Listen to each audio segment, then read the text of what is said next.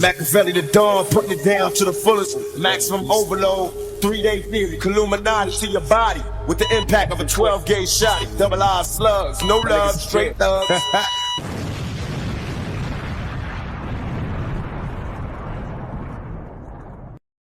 In this video, we're doing a breakdown of the album and also the leftover tracks from the Don Illuminati, the 7-Day Theory album by Tupac, aka Makaveli. The whole vibe of the album is dark, gritty and completely unique, and honestly, it's probably my favorite Tupac album, even though it's really hard to pick just one from his catalog. The leftover tracks we'll cover come from 10 different handwritten tracklist drafts by Tupac, and in this video I'll show you how the album evolved from these drafts all the way to the final release. And I'll also share some interesting facts and trivia. So if you enjoy these breakdown videos, make sure to like, subscribe and hit the notification bell if you want to stay updated when a new video is uploaded. And to kick things off with a fun fact, the album title, the Don Illuminati, the 7-Day Theory, isn't actually the official title as Tupac had in mind. Here you can see all the titles that appeared on the tracklist drafts. And on all the drafts the artist name is mentioned as Makaveli, sometimes as Makaveli of the Outlaws and also as Makaveli the Don of the Outlaws. And the album title is Killuminati, sometimes also mentioned as Killuminati the 3-Day Theory, and that later evolved into the 7-Day Theory. So for the official album release, the artist name should have been Makaveli the Don and the album title should have been Killuminati the 7-Day Theory. So they clearly made a mistake when they titled the album the Don Illuminati the 7-Day Theory. And when Tupac was in prison, he read a number of books, including one by Makaveli, and he was so inspired by it that he decided to change his name to Makaveli. In an interview, Tupac once explained how he came up with the term Killuminati, and this is what he said about it. That's why I put the K to it. I went and telling me about the Illuminati shit while I'm in jail. Right? Like, dollars, right. That's another way to keep you unconfident. Right. And I'm putting the K because I'm killing that Illuminati shit. The Killuminati album officially released on November 5th in '96, and that was almost 2 months after Tupac's death. The album debuted at number 1 on the Billboard 200, selling 646,000 copies in its first week alone. And 2 tracks from the album were also released as singles, and those tracks are To Live and Die in LA and Hail Mary. And before we do a breakdown of all the leftover tracks, let's first take a look at the 10 handwritten tracklist drafts and how they evolved into the final album. Now, as I already mentioned in this video, there are 10 handwritten tracklist drafts that we know of that Tupac created for the Killuminati album. And here you can see an image of the first known tracklist with the artist name listed as Makaveli and the album title as Killuminati. This draft shows 10 tracks, all of which were recorded over just 3 days from July the 8th till July the 10th, and later in this video I'll also break down the recording dates for all tracks on the album, including the leftover tracks. And from this first draft, only 3 tracks were eventually released on the final album, and those tracks are Hail Mary, Blasphemy and To Live and Die in LA. The rest of the tracks are leftover tracks, which I will cover one by one later in this video. So now let's move on to the second known tracklist draft, and here you can see that the artist name is listed as Makaveli of the Outlaws and the album title is Killuminati the 3-Day Theory. And I always love seeing drafts like this because they show just how creative Tupac was with all the drawings, the way he mentioned the titles and notes all over the page. Now the tracks from this draft that were eventually released on the final album are Bomb First, along with the tracks that were already mentioned on the first draft, which are Hail Mary, To Live and Die in LA and Blasphemy. And at the bottom of the page you can also see some of Tupac's idea for future releases under Makaveli Records. On the third draft, the artist's name now appears as Makaveli the Don of the Outlaws and the album title is Killuminati the 3-Day Theory. The tracks that were released on the final album are the same as the previous draft, and the leftover tracks are also the same as the previous draft, though the track sequencing has changed, and as you can see an intro and outro have been added to the track list. On the fourth known draft, the album title is slightly adjusted to Killuminati in 3 days. The intro and outro are removed again, and the leftover tracks Killuminati and Let 'Em Have It, which appeared on the previous drafts, are also removed. Several new tracks were added, and those are Hold Your Head, Crazy, When Thugs Cry, and Against All Odds. Of these, only Crazy and Against All Odds were eventually released on the final album. At the top of the page you can see Tupac was in a creative mood again, with extra attention given to drawing a crown above the album title. On the left side, the date of the draft is shown, which is July the 22nd, 96. At the bottom of the page there are more notes, and the One Nation album is announced as the next release under Makaveli Records. On the fifth draft, the artist name is listed again as Makaveli of the Outlaws, and the title is Killuminati. The track order has changed from the previous draft, and Tupac added a note in parentheses next to the last track, Against All Odds, saying, "The realest shit I ever wrote." On the sixth draft, the artist name is simplified back to just Makaveli, and the album title was changed to Killuminati, The 7-Day Theory. Some tracks were removed again, including the intro, When Thugs Cry, and Ends Nature. And 2 new tracks were added, which are Me and My Girlfriend and White Man's World, which were both eventually released on the final album. And the track Friends now has F Friends added in brackets.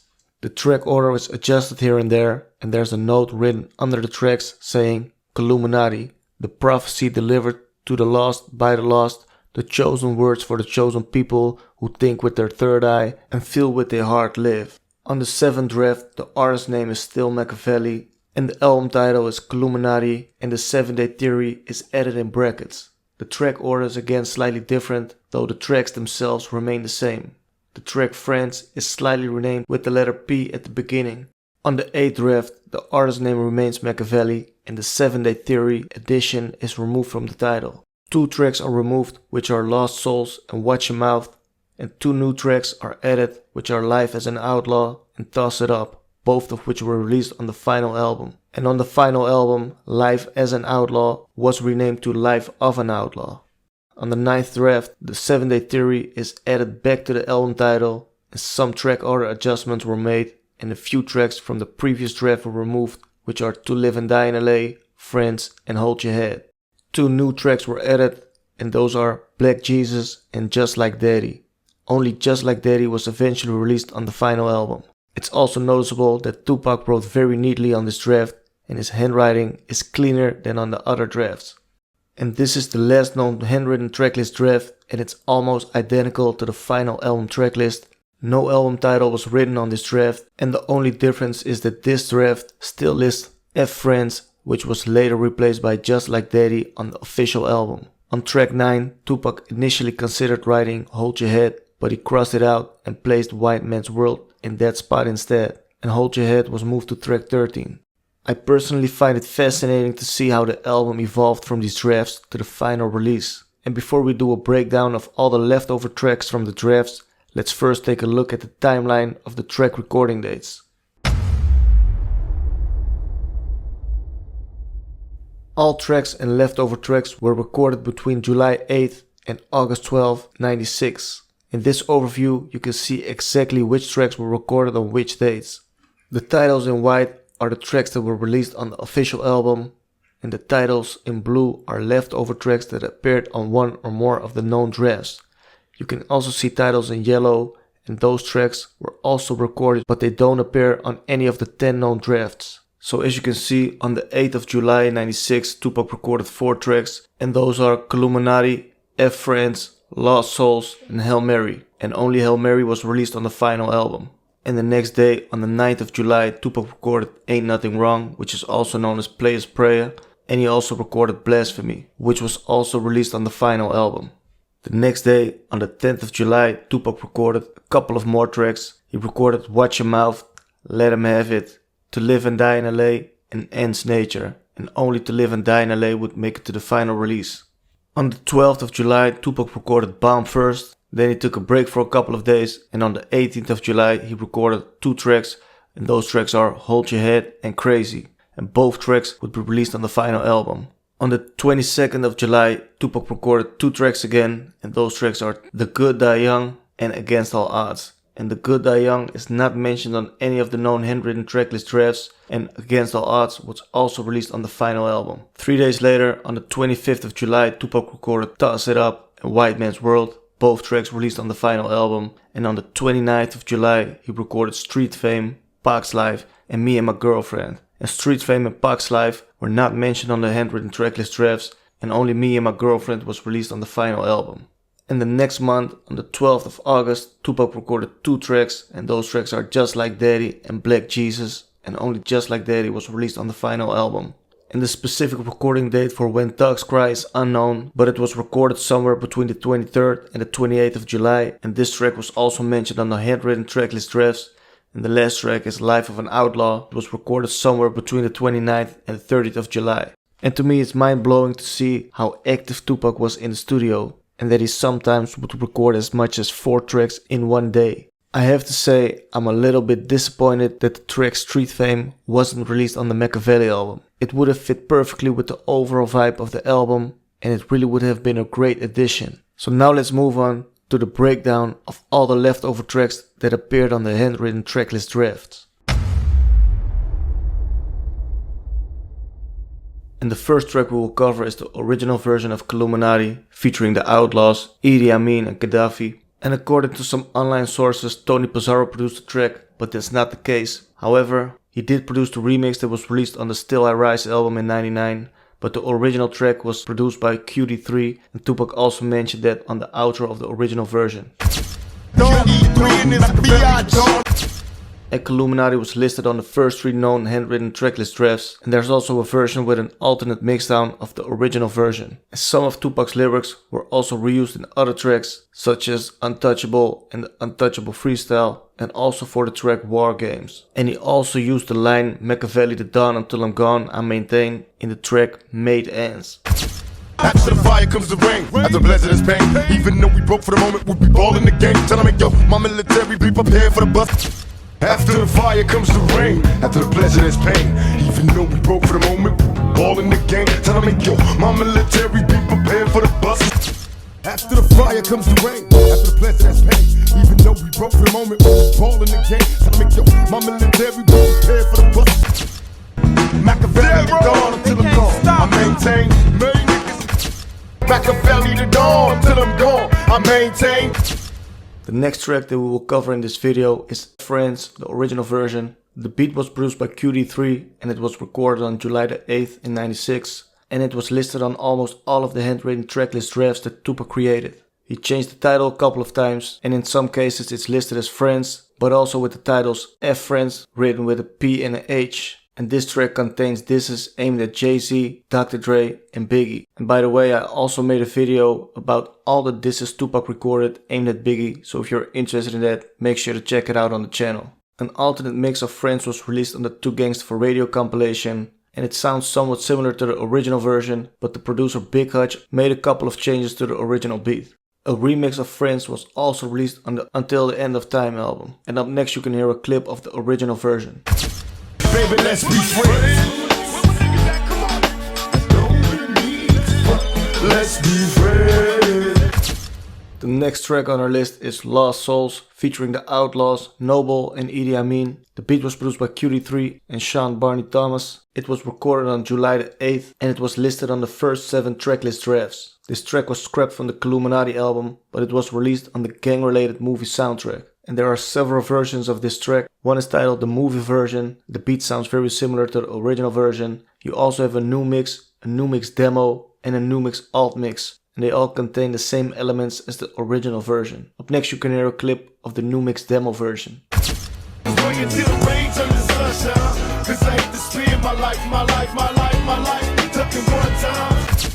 The next track is Ain't Nothing Wrong. It's also known as Last Prayer, Player's Prayer, or just Outro. The beat was produced by Tony Pizarro. It was recorded on July the 9th and it was listed on the first 2 handwritten tracklist drafts.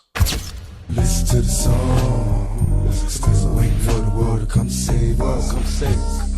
How they made us. Every time it's on, no matter who did it, they play us. The next track is Watch Your Mouth. It was produced by LT Hutton. It was recorded on July the 10th and it was listed on the first 7 handwritten tracklist drafts. And this track contains disses aimed at Dr. Dre, Nas, De La Soul, Wendy Williams, Puffy and Biggie. And there's also an unreleased remix with a different beat produced by QD3, which has also leaked online. Watching them out. Don Makaveli, Illuminati style. They motherfucking Illuminati style. Yeah, we gon' do this well. I got a lot of them. Not. Let's do this. Watching them out. Don Makaveli, Illuminati style. They motherfucking Illuminati style. Yeah, we gon' do this well. I got a lot of them. Not. Let's do this. next track is Let 'Em Have It, the original version, featuring Young and Storm, the female member of the Outlaws. The beat was produced by LT Hutton and it was recorded on July the 10th, and this track was listed on the first 3 handwritten tracklist drafts. Besides the original version, there are several other versions of this track, such as the original alternate mixdown version. There's also a remix produced by MoZMD with a different beat. Another version is also known as the Storm remix with a different beat, and 2 remixes were released on the Until the End of Time album. One is the SKG remix and the other one is the Left Eye remix. And up next you can hear a clip of the original version and also a clip of the original version, the alternate mix, and a clip of the MoZMD remix. If you really want it, If you can do what I do, why don't you come on, if you really want it, give it to me? if you really want it, If you can do what I do, why don't you come if on, you really want it, give it to me?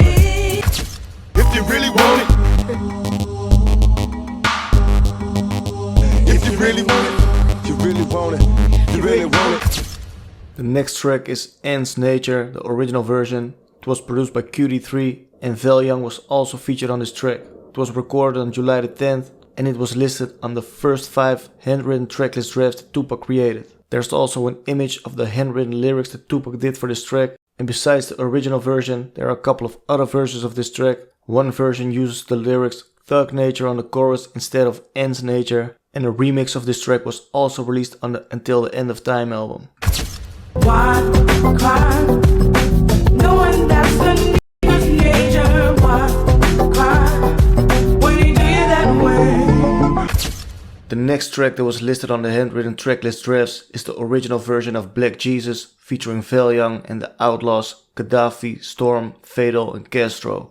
The beat was produced by Tupac and Heard 'Em Bad, and it was recorded on August 12th. It was listed on the 9th known handwritten tracklist draft, and there are actually 4 versions of the original track, and they all sound very similar, and one of these versions was also intended for the unreleased Inside Out compilation. And that album later evolved into the Chronic 2000 album, and I will make a separate video about that explaining all the details.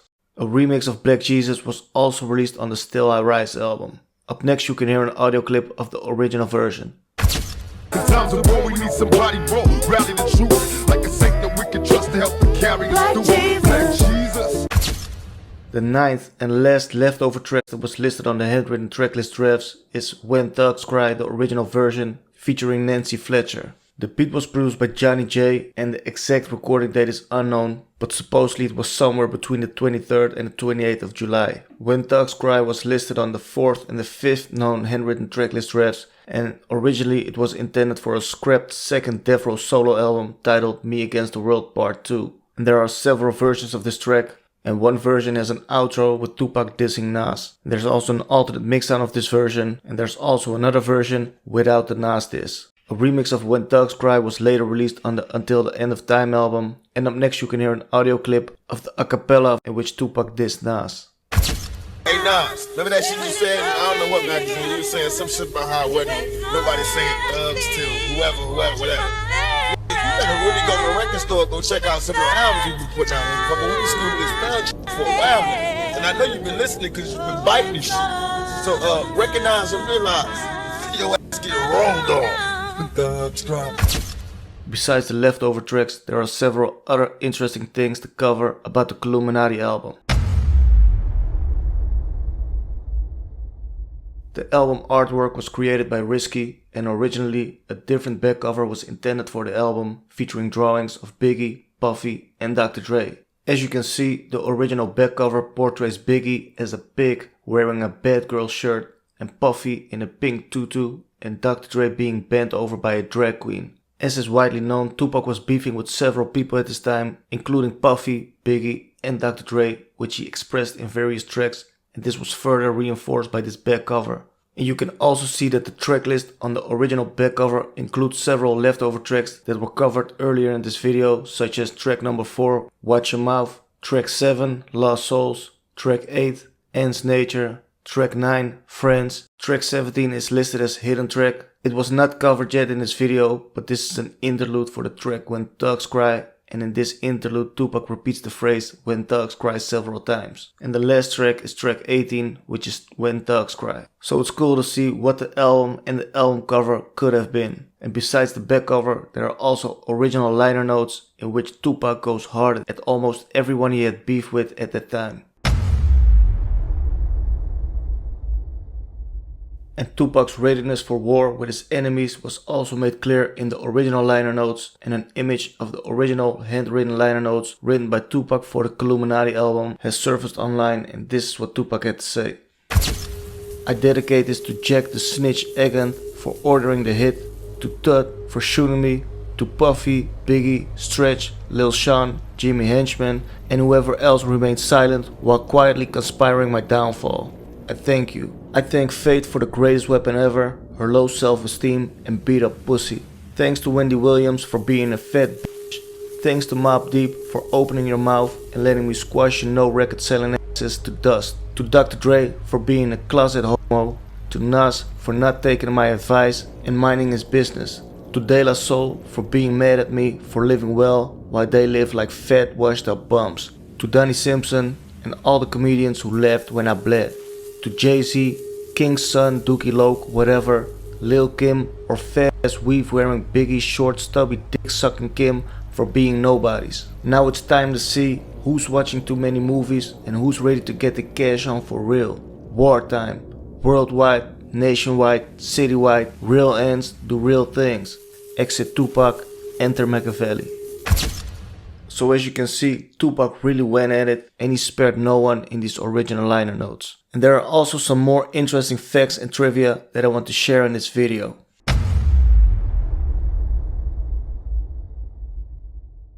There were a lot of rumors that the intro to the track Bomb Verse contains a hidden message, and if you listen closely, it supposedly reveals that Suge Knight had Tupac killed.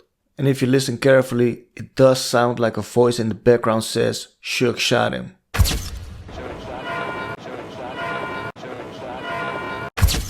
After Tupac's death, many conspiracy theories circulated, and one of them claimed that Suge Knight was behind the attack on Tupac. However, it turns out that it's not actually a hidden message, and the truth is actually a bit different, because the exact same intro is also used in a Daft Punk track called Da Funk, which was released as a single in '95, so that was actually before the Killuminati album was released. And after some research, it became clear that both songs use the same general sound effect of a very busy sidewalk. And it's very likely that it's not saying Suge shot him at all, but actually something like "the jury shocked me" or "should have shot me" or something like that. And it's also kind of funny that Eminem later sampled the same snippet for the track Smack You. And now let's cover some other interesting facts about the tracks that were released on the Killuminati album.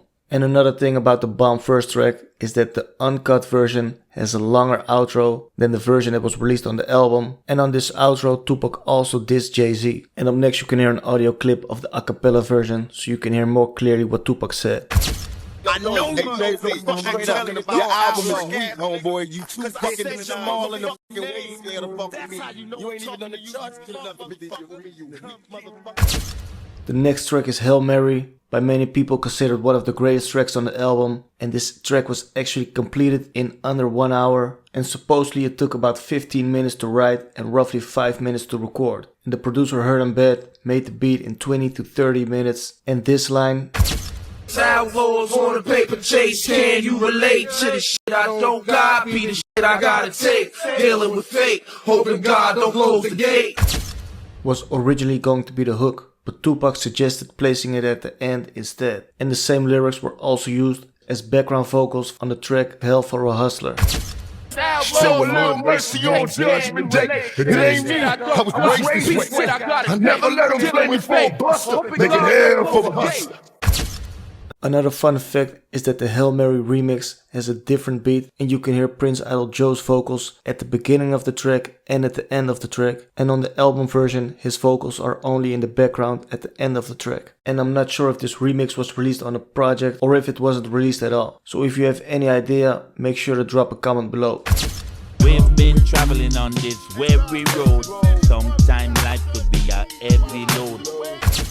The next track is Toss It Up, And the original idea was to use the same beat as Blackstreet's No Diggity, which also features Dr. Dre.